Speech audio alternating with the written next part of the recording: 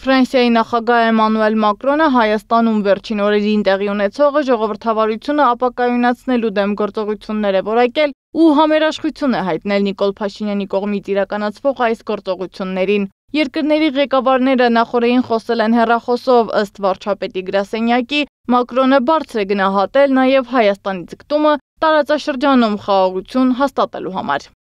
Ֆրանսիայի նախագահ Մակրոնը Փաշինյանին զանգահարել է Թուրքիայի նախագահ Էրդողանի հետ իր հանդիպումից 2-3 օր անց, հանդիպումը տեղի ունեցավ ՆԱՏՕ-ի գագաթնաժողովի շրջանակում, ընդ որում փակ էր լրատվական միջոցների համար, եւ զանգահարել է այն օրը, երբ Հայաստան է այցելել Եվրահանձնակատար անվտանգության եւ արտաքին հարցերով Եվրահանձնակատար Կայա Կալասը։ Կասկած չունեմ, որ Կալասի այցի օրակարգում առանցքային թեման լինելու է ճանապարհների հարցը։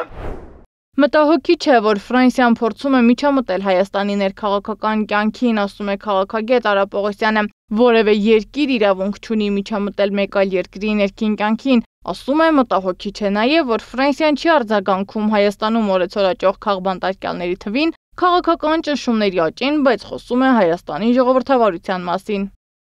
Սա չափազանց մտահոգիչ նախադեպ է, որպեսզի պատկերը ավելի հստակ լինի, պատկերացրեք, ենթադրենք նմանատիպ որևէ ուղերձ հնչեր օրինակ Մոսկվայից կամ երրորդ երկրից, չգիտեմ, մեկ այլ երկրից։ Մակրոնի այս հայտարարությունը չի զարմացրել հասարակական քաղաքական գործիչ Սամվել Ֆարմանյանին։ Ֆարմանյանը կարծում է, որ Փաշինյանին խաղաղության Նոբելյան մրցանակ են խոստացել որպես իր անվտանգության երաշխիք, որ սա խայծ է, վստահ է Ֆարմանյանը, բայց Փաշինյանն այդ խայծի մասին գլխի չի ընկել։ Հայ ժողովրդի գլխին այսքան բան բերելուց հետո անձնական անվտանգության վստահելի այլընտրանքի բացակայությունն է երևի Նիկոլին մղել հավատալ նման թակարդի։ Կարևորը ստանա խաղաղության Նոբելյան մրցանակ եւ լուծվի իր անձնական անվտանգության հարցը։ Այս համատեքստում փնտրեք Մակրոնի առաջին հայացքից արտասովոր կիրակնորյա աջակցությունը Նիկոլին ներքաղաքական հատուկ շեշտադրմամբ։ Ու մտածեք, թե ինչ շահեր ունեն այդ գործարքներից Մակրոնը, Միշելն ու Նիկոլի իշխանության ստվերային տերերը։ Մակրոնի հայտարարությանը դատապարտող հայտարարությամբ է հանդես եկել Հայ հեղափոխական դաշնակցության Արևմտյան Եվրոպայի կենտրոնական կոմիտեն, ըստ դաշնակցության Ֆրանսիայի նախագահի հայտարարությունը խրախուսում է Հայաստանում ձևավորվող ավտորիտար համակարգը։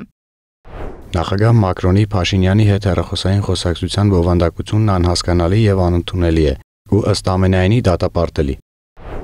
Ի տարբերություն Մակրոնի հայ առաքելական եկեղեցու դեմ իշխանության արշավը դատապարտել է նաև Ռուսաստանի արտաքին գործերի նախարար Սերգեյ Լավրովը։ Ռուս արտգործնախարարը նշել է, որ եկեղեցին չպետք է ենթարկվի անհիմն հարձակումների։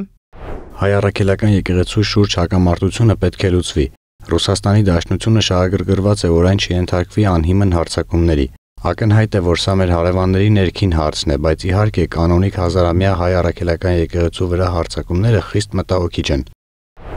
Սրան անմիջապես հակադարձել է Արարատ Միրզոյանը, հորդորելով չմիջամտել Հայաստանի ներքին գործերին, ասել է Հայաստանում չկա իշխանությունների պայքար եկեղեցու դեմ։ Սա իրավական process է եւ սա Հայաստանի Հանրապետության ներքին գործն է, ինչպես դուք մեջբերեցիք իրավացիորեն, պարոն Լավրովը ավելի լավ է չխառնվի Հայաստանի Հանրապետության ներքին գործերին եւ ներքին քաղաքականությանը։ Մասնագետները հիշեցնում են, որ Ռուսաստանի իր քաղաքացի հանդիսացող Սամվել Կարապետյանի ձերբակալությանն արձագանքելը հայկական իշխանության կոշտ հակադարձմանն էր արժանացել։ Սա հստակ իշխանական քաղաքականություն է, ասում է քաղաքագետը։